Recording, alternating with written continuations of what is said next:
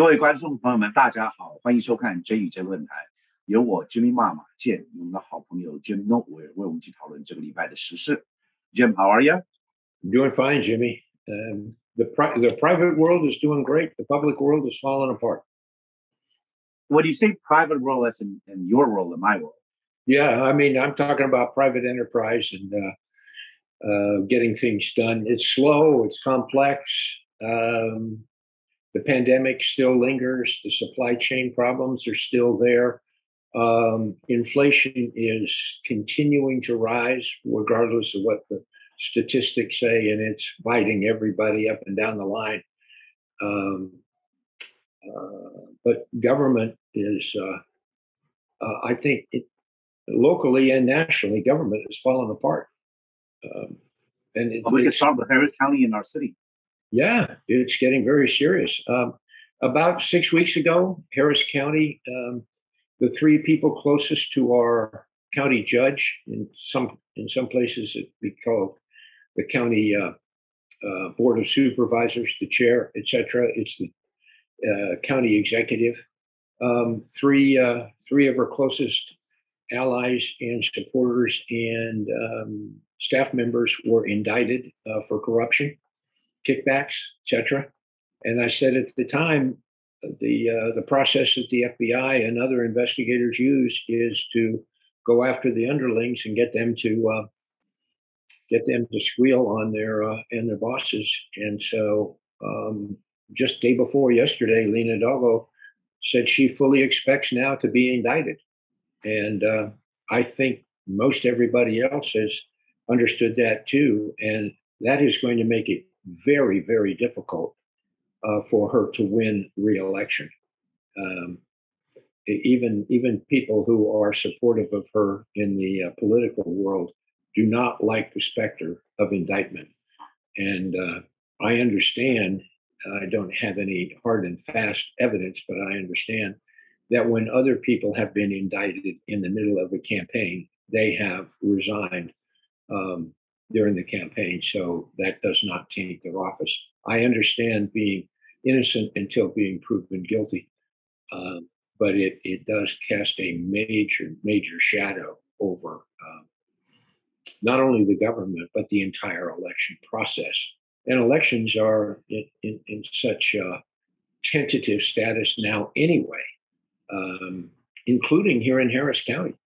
I get an email a day about voting irregularities, and these are not from Republicans. These are from Democrats that are talking about voting irregularities here locally.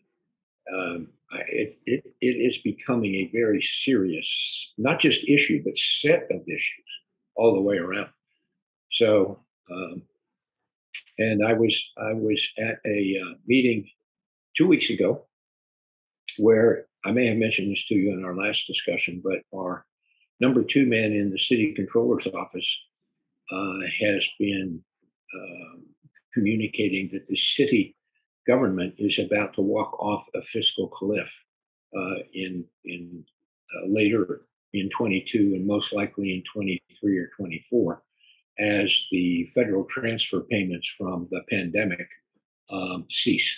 Because what the city has done is given raises to people and hire new people with the transfer payments that they've received.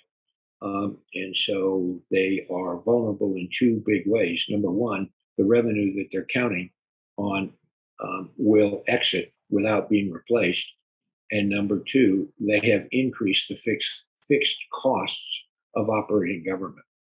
And it is very, very difficult. And I'll even say number 3 that nobody is yet talking about, but it dominates the discussion in the bond markets. And that is in an era of rising rates, it is difficult, if not impossible, to refinance long-term debt.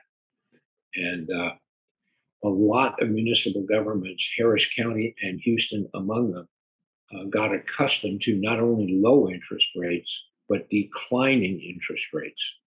And as rates, the math is very straightforward. It's very simple. When interest rates go up, cash flows can support only less and less principal.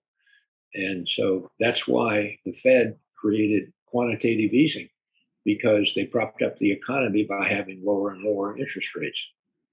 But even as the economy got stronger, as 2008 and 9 turned into 2013, 14, and 15, the economy was stronger. We should have been weaning ourselves off of that monetary support, but we didn't. We kept the throttle on with full monetary support, and then President Trump came in 17 with massive fiscal support with the tax reduction, and President Biden continued it on this year, and it's the perfect recipe for inflation, and we've got it. We've got it. And a lot of people are now saying, oh, yes, the Federal Reserve is behind and they should be doing everything they can to stop inflation. Well, that's what they're saying now they're going to do. And 3 weeks ago, they raised by 25 basis points. And last week, they raised by 50 basis points.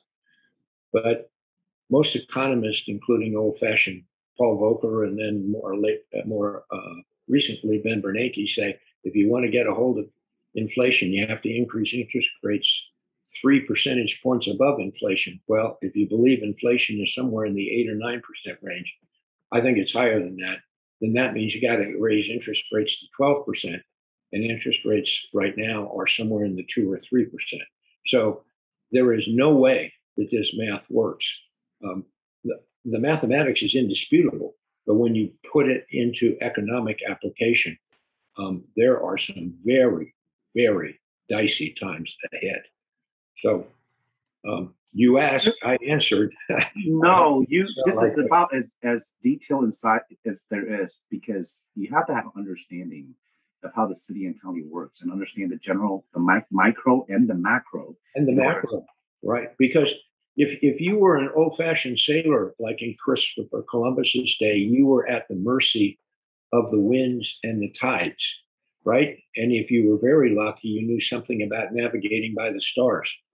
That's what we have in terms of everybody having to deal with the economy. The interest rate environment, the money supply, the fiscal deficit, government programs, all these things are the environment that's created around us.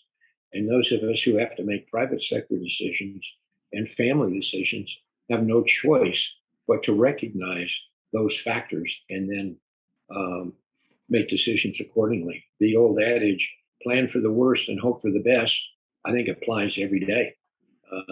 And I don't think the economic reality, it is sinking into people now. The most cogent piece of it is inflation in retail goods like gasoline and food and things like that. But it's also upstream in things like construction materials and other precious metals that go into the things that most people no longer can get along without, like cell phones and electronic gadgets, all those kind of things. So, and President Biden likes to blame either the pandemic or blame the war in Russia, all those things. And yes, those are now contributory factors, but the fundamentals were created by very, very poor decisions and other political motivations here domestically. Well, you know, we talked about it many times over the past years that this kicking the can down the road is perpetrated by everybody. It includes the city. It doesn't matter the political affiliation anymore because it's more convenient. And instead of being conservative physically, but both parties have done the same things, whether locally or statewide, and because we've had unprecedented growth since 2009. Right. But the fact is, it's finally caught up to us. You know, we keep saying that it's healthy, it's natural for the market to correct. But in the meantime, the people that are hurting the most, as you said, are not the ones that have some sort of. I mean, it does affect everyone in the end. Everyone. But for people, I mean, we talk about how natural gas prices going up. I know the electric bills. My wife is in business, tripled since last year, doubled since the beginning of the year. For a family that lives, you know, most Americans live paycheck to paycheck. When your electric bill goes from $300-400, especially in the summer, $300 a month to $600-800, that's significant. That makes a difference. When your gas prices, if gasoline goes up, I mean, good Lord, I don't want to talk about stocks individually or in general sectors. We could talk privately about that because really, I already told you months ago, 6 months, 7 months ago, what's going to happen. Do you remember the conversation? I said, hey, get out of the market, at the end of December. We said consumer staples, get into commodities, get into natural gas, gold. But now, not everyone can do that. But I want to go back to the city itself. Yep. Proponents of it, and whether you agree or without agree, because like you said, we don't have all the facts. But the fact is, being indicted by a prosecutor that is the same party as you says a lot. And yes, the justification will be indictment does not prove that you're guilty. That also is true. And of course, the way that it's justified is that this is a political witch hunt because there's election coming up. What's undisputable is that the money was directed there. Same thing with the city, with the mayor's office. Yeah. As citizens, it doesn't matter what party you support. This is not acceptable because it's deep rooted, right? It's when everyone is in it on it. There has to be some accountability, or at least we have to give that we need an opportunity to see all the facts. That needs to play out instead of just blaming it on political. Come on, Kim Ock is a stout Democrat. If Kim Ock is going to go out there and indict someone, either way, it's funny because the conservatives have attacked Kim Ock mercilessly since she's been in office, but this time she's doing something that appears to be fair and right. But now suddenly she's not a left-leaning, self-serving person. So either way, it serves everyone's own narrative. It's always been like this. But Jim, my point is that I'm still very disappointed because we always want to have younger, younger candidates, younger people of color, women. When we support that, no matter what, we want to have a diversification. We want to see different people have opportunity and not just have the same set of what does President Trump call it, a swamp, right? We don't want to have the swamp. But then when these younger, no baggage, I guess, less favors, when these younger women of color or minorities, or when they come in office and these kind of things come up, it makes you wonder, is it the system, or is it the candidate, or is it the person in office? It's very disappointing, Jim, because there was high hopes for her, but she was very controversial from the beginning. The fact is, a lot of candidates came into office 2 years ago, 4 years ago on a blue wave. That's a fact. 2 years ago, I'm sorry, on a blue wave. And 2 years or 4 years ago. For her, it's 3 and 4 years ago. Yeah, 2018 and 2020 elections. So, and now this election, the blue wave no longer automatically gets you in office. So now there's a lot of very close battles. I want to mention something else too. I don't want to mention the opponent's name, but we have a person, because as we said in Houston, the Asian community is large, but not many people run for office, as you know that, Asian immigrants. So we have a young man, Ben Chu, that is running for county commissioner. It was brought up to me recently that his opponent, Republican opponent, which I will not name, has doctored his campaign photo and circulated it to make him look more. It's actually a very racist thing to do, to take out the smile and then make his eyes skinny. To me, if you do that to any other minority candidate, it will create a firestorm. But yet it's okay to do that to an Asian candidate. Imagine that, Jim. You've run, I run campaigns for people. I cannot imagine that I would take a photo of women or minority or male, it doesn't matter, and doctor it to make him look, take out the smile, bring it down. And this is a fact. This is compared. This is very low blow. It's just, why do we resort to this at this day and age? It's very disappointing. If you look at it, and plus it's not really publicized. It's not like, but to me, that already is a red flag, when you run a campaign. Right. Because it's discouraging because there's, not enough candidates is willing to run from this community already, especially someone young like Ben. Ben is very bright. He's Ivy League graduate, local boy, born and raised in Houston, running his own district. If we cannot encourage kids like him to run, who is going to run? And then when we're allowing him to be attacked this way, and it doesn't matter what party affiliation, once again, because it's just not, it's uncalled for. It's not acceptable. Isn't doctoring a photo the ultimate in fake news? I mean, sure is. It sure is.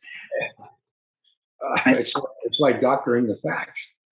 But it's convenient, right? So for the county judge's office, basically they're saying, hey, it's fake news, it's political, but it's not. Sometimes whether you don't get to pick and choose when it is fake news and when it's not. Doesn't make sense to fit your own narrative. It's disappointing. You want to talk about fake news? Look at what happened in Buffalo this past weekend, Jim. Well, the main event was just beyond belief how awful it is. We need to have gun control. We've talked about it so many times, but Jim, we haven't bring it up because it's so hard for me to talk about it. I have children at home. This is an 18-year-old boy. And in no way let me put it this way. I have a lot of friends that believe these are, all walks of life, oil and gas guys, lawyers, just regular people, educated all across all races and age, that believe that the Buffalo shooting is a conspiracy perpetrated by the CIA because it will help the Democrats win an election. And they're sending me all kinds of things. And to me, that's really, really scary. They're saying that he's not racist because he killed 2 Caucasians out of the 11 or 12. And also said that this 18-year-old is not capable of writing a 50 or 80-page manifesto, that the CIA wrote it for him. But look, when you say fake news and conspiracy theory, some of them are. I get that. Yes, the CIA does many things. But these are real lives that are lost, Jim. I can't understand how did we become this way? How, Jim? Could you imagine this? Yeah, but to me, that kind of communication on the internet or wherever it comes from is just like litter on the street. People should walk by and either clean it up by getting rid of it or just ignore it. I just cannot imagine how other people can read that stuff, take it seriously, or even things that aren't even as outrageous as the statements you just quoted, but don't make sense anyway. I mean, part of being a responsible person, I think, is doing your own homework and being discriminating in what you listen to and think about and how you communicate, etc. Part of the reason I think we have so much of this verbal and visual litter is because we pay attention to it. We give it not that we give it a platform, but that people give it an audience. We should just let it die, let it go away. And I think by denouncing it or spinning it or doing other things, you just feed it. How many of these mass shootings have, in hindsight, been caused by people who want their moment of fame, who want their page in history, who want their goofy form of recognition? But if we didn't give it recognition, now some of that would happen. I just think we feed into this. I wish we didn't have to do it. I wish a lot of things were simpler in life, but some of this stuff, I think, many citizens encourage. I could go on. I just don't pay attention to this stuff. I don't want to pay attention to it, but amongst our friends, we have group chats and we have email chains. It's very disheartening to see this because people are dead, and the shooting over the weekend that grabs the headline is Buffalo, but it happens every day, every week. We talk about corporate America, special interest groups, NRA. It doesn't change the fact whether CIA, white flag, whatever. People die. This kid, 18-year-old kid. We've all been young.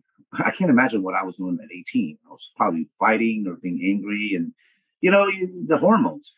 It has no business in the red flag law in New York. It doesn't work, right? He's not supposed to be able to get a gun, or definitely not an AR-15. The fact that an 18-year-old can buy an assault rifle, or you have to be 21 to be able to buy a handgun. These laws are all jumbled. The right to bear arms in our Constitution or Bill of Rights applied to 250 years ago, because of the British tyranny. But now it's being used as a political tool, as a way to support a certain industry. I have nothing against. I own weapons. I think you're right. But we have to have more stringent ways because the numbers doesn't lie. Developed countries, any other country doesn't have this kind of rate. And this becomes political. This is not a political issue. This is not a mental health issue. This is. Well, actually, I think with that guy in Buffalo, I think it is a mental health issue. I mean, the guy. Well, but we always blame it on mental health. I draw to murder everyone. Don't give him a gun. Don't let him buy a gun. Mental health has many aspects to it. It's not just the person that has the mental health. It's the people who, because they're listening to so much trash, aren't necessarily paying attention to real signals that this guy sent. 4chan. Yeah. Now, some of the law enforcement people I've been listening to say, but they get hundreds of these kinds of tips every day, and they can't simply follow them up. And just because somebody is talking crazy, even violent craziness, doesn't mean that they've committed a crime. So they can't go lock a guy up just because he's spouting off crazy stuff. So it is a devilish problem. But on almost all of these cases, there have been lots of warning signs. This is absolutely true. In this case, he was crying for help over his diary. He was hoping someone would stop him. He was flagged. He was arrested because he answered and said he wants to commit this and that. They let him go. And then he bought the purchase weapon after that. And he planned this for 6 months. And at many points, he said himself in his diary that this is a cry for help. But it fell through again. And these innocent lives were lost. And this kind of thing, Jim, is going to leads to other countries looking at us and saying this is not fault. This should not be happening in a developed country. This should not be happening in this should not be. It's been a problem for too long. Yeah, I happen to agree with that. But where I part company with a lot of these calls for other laws, etc., is if I really thought that more laws would eliminate the problem, I might be more inclined to agree with it. But here you had lax enforcement. You had plenty of laws on the books that should have stopped this guy from getting guns, but he got them anyway. So we've just, in this case, we've got a terrible problem with poor enforcement. It's just very disheartening, Jim. It's very hard when we have these other issues. So let's put it this way: we have look at our country. We have local corruption graft in the city. Yeah. I don't want to start with the state. Border issues, prison issues. Federally, we have, good Lord, we're running out of formula, inflation, rampant, the wealth gap, and then we have the war. We have gun control issues. We have this violence spreading like wildfire, and then we have to sit here and survive this while personally we live in a sort of a bubble because we're able to control a little bit of what we have. We're fortunate to be here. Like I said last week, I just came back from New York and we're in a good place. But yet, sooner or later, this fire will burn to us, maybe not to us, but to our next generation if we don't do something about it now.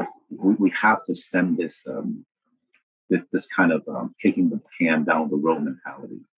Yeah.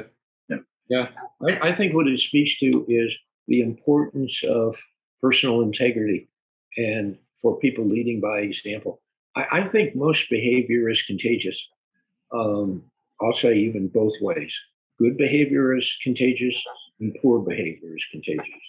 And I think as responsible adults, we have a responsibility not only to behave well, but to set examples for others, including most especially our children. And I might even say maybe to discipline our elected officials and hold them accountable. And when they misbehave, we have a thing called the ballot box that we can take care of that. So we should. And more people need to vote, and they need to be more informed when they vote. And there's plenty of information out there. Some of it's, like we talked about, spurious and confusing and counterproductive, but beneath it all, I think we can get down to the essence of the truth. You're not going to agree with everybody. And in a democracy, there's plenty of room for legitimate disagreements. And sometimes disagreements are healthy because out of good arguments, better results. That's what, in many cases, negotiation is all about. Absolutely. To find the best collective solution. Jim. So, in Harris County election, early elections till tomorrow, I believe. yeah. It's not on the weekend this time, runoff. So I hope people go out there because of on Southern Chinese News here, we have some local Asian Chinese candidates. So Ben Chu, go out there and vote for him, and also for county commissioner, also for Judge Jason Long, criminal district bench court 185th district court, Judge Jason Long and Ben Chu, and these are candidates that's been endorsed and that's done their part. Go out and vote. Like you said, Jim, go out there and exercise your right. That's the only way. And these two guys are good guys. And Jim, I appreciate you as always. I hope next week when we discuss it will be better. I will be in New York till Thursday. So I'll see you. We'll see everyone next Thursday afternoon. Okay, wonderful. Thank you, Jimmy. Thank you. Okay. Have a good trip. Bye-bye. Thank you. I appreciate it.